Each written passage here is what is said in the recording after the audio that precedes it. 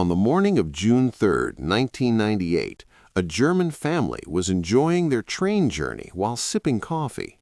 This high-speed train was heading from Munich to Hamburg. It was 10:30 in the morning, and everything seemed normal so far. But exactly 12 minutes later, that family was horrified when suddenly a piece of steel pierced through the floor right from under their feet. It emerged directly between their seats. But this was just the beginning of the most dangerous accident in the history of German high-speed trains. In the late 1950s, Japan astonished the world when its Shinkansen, the bullet train, became the world's first high-speed train. This train virtually connected the entire country's cities and made travel so fast that journeys that took hours were reduced to minutes. Following Japan's lead, France and Italy also built their own high-speed train infrastructure, and then Germany was not far behind.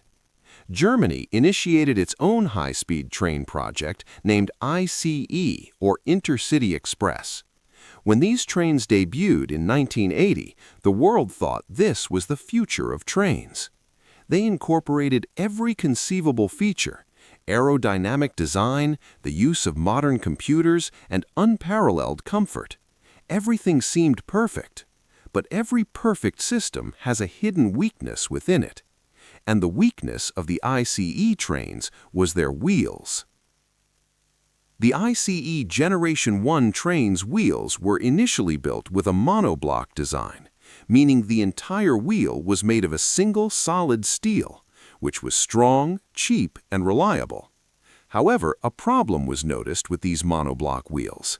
After a few years, passengers began to complain of a strange vibration when the train ran at high speed. In the buffet car where food was served, the glasses, spoons, and forks would start clattering due to the vibration. These vibrations and noises were making the journey quite unpleasant. Finally, when engineers checked, the problem was within the wheels. Although the monoblock wheels were made in one piece and balanced equally on all sides, if even a 5-gram weight increase on one side, at high RPM, this extra weight difference would cause vibrations in the wheel. And that's exactly what was happening. Due to high-speed operation, friction had unevenly worn down certain sides of the monoblock wheels, upsetting their balance. This wasn't noticeable at low speeds, but when this unbalanced wheel rotated at 250 kilometers per hour, vibrations would occur throughout the train. This is a common problem with any wheel. Even in car wheels, if 2 punctures are made on the same side, although it's only a few grams, the weight increases, which can cause vibrations at high speed. To solve this, wheel balancing is done, and a technician balances the wheel by adding an equal weight on the opposite side. But balancing locomotive wheels can be a very difficult task, especially if they're made in one piece, and replacing them is not only difficult but also very costly. Therefore, German engineers devised a new solution to fix this issue with ICE trains: resilient wheels. The special feature of resilient wheels was that they were not in one piece. The inner ring and the outer ring were separate pieces, and a rubber ring was placed between them to absorb vibrations. This design was specifically adopted so that when the outer wheel wore out, only that part would be replaced, not the entire wheel. At that time, this design was being used in Germany's trams. But the problem was that trams only ran at 30 kilometers per hour, while ICE trains had to run at 250 kilometers per hour.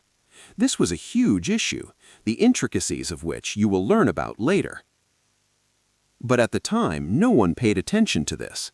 Executives approved the resilient wheel design without any testing, and then in 1992, these new wheels were installed on all high-speed trains. For a few years, everything ran smoothly. However, in 1997, the Hanover tram company, USTA, discovered something shocking. They noticed some cracks in their tram wheels. They replaced the cracked wheel parts and, as a precaution, informed Deutsche Bahn, Germany's national railway company. But since there were no vibration complaints in ICE trains at that time, Deutsche Bahn ignored this warning. And then, exactly 1 year later, on June 3, 1998, everything changed.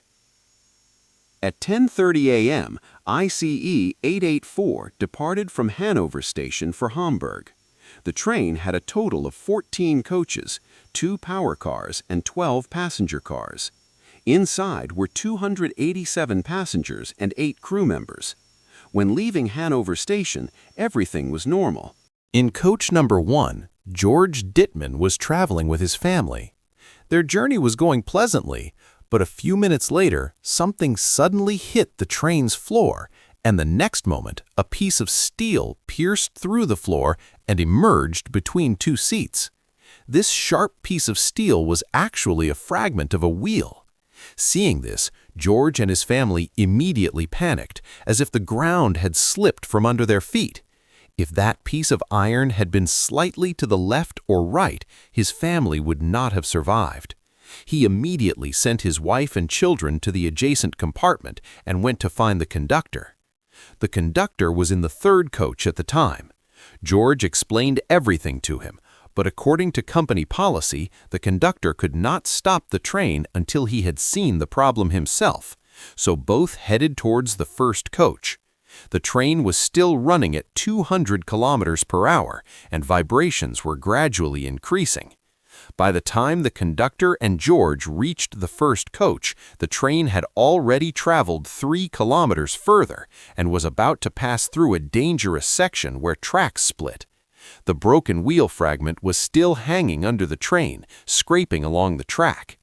When the train crossed the 1st section point, the tire fell and hit the track lever, and at that moment, something dangerous happened. The track switch changed.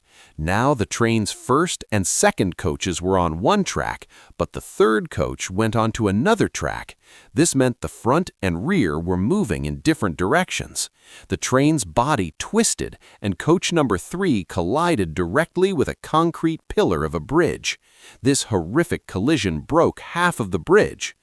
Coach number 4 avoided the collapsing bridge but hit an embankment, and 3 railway workers were crushed instantly. Coaches number 5 and 6 were buried under 300 tons of concrete from the falling bridge. Later, the height of those 2 coaches was reduced to just 6 inches. Yes, just 6 inches. The remaining coaches from behind, number 7, 8, 9, and 10, collided with each other at full speed and folded like paper. Only the first 2 coaches, where George and his family were, survived, and the front locomotive stopped 3 kilometers ahead. When coach number 3 hit the bridge, the engineer and driver did feel a jolt, but they were completely unaware of the catastrophe unfolding behind them. Where this calamitous accident occurred, there was a small town named Eschede. When the people there heard the explosion, they all rushed to the scene. The sight before them was something they would probably never forget for the rest of their lives. Broken coaches, pieces of iron, fire, and people's screams. Some people were trapped under the bridge debris, some were stuck in their seats, and the pressure-proof windows were so strong that breaking them was almost impossible. Rescue workers had to call for heavy machinery, but it still took several hours to reach the first trapped people. Over 1,000 rescue workers arrived at the site. Ambulances, military doctors, all began operations together. A medical conference was happening nearby, and 40 doctors from there also reached the scene. But by then, everything was over.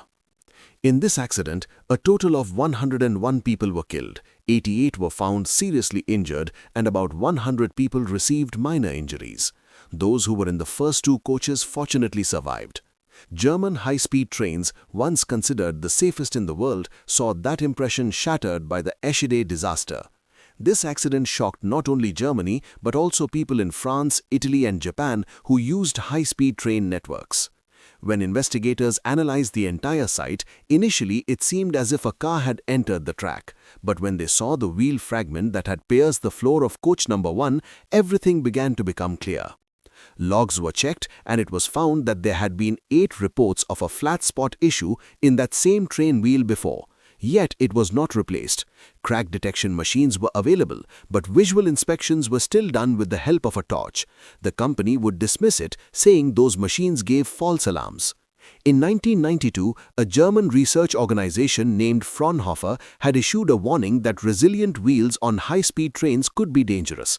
And in 1997, the Hanover tram company had also given a warning, but both warnings were ignored. Engineers later explained that these tires rotated 500,000 times every day and at high speed. With each rotation, the steel tire would compress slightly and then expand back. This created fatigue cracks which grew day by day. And because of the rubber in between, vibrations were absorbed, so no one realized that the wheels were actually cracking. And finally, on June 3, 1998, just one wheel breaking led to such a major disaster. The Eschede disaster is considered the world's most dangerous high-speed train accident. After this accident, all high-speed train wheels were replaced back to the monoblock design, and all bridges around junction points were reinforced to prevent such an accident from happening again. Germany re-evaluated its entire rail system after this disaster. Pressure-proof windows were replaced so that in future, if rescue is needed, people trapped inside could be taken out by breaking the windows. Even today, the Eschede disaster is taught as an example in Germany's railway training centers. Although monoblock wheels have higher maintenance costs and take more time, at high speed, being cast in one piece means they are less likely to break, and vibrations are a signal that the wheels need balancing. Hope you will also like and share this video from Money Matters. Thank you very much for your loving comments. See you in the next great video.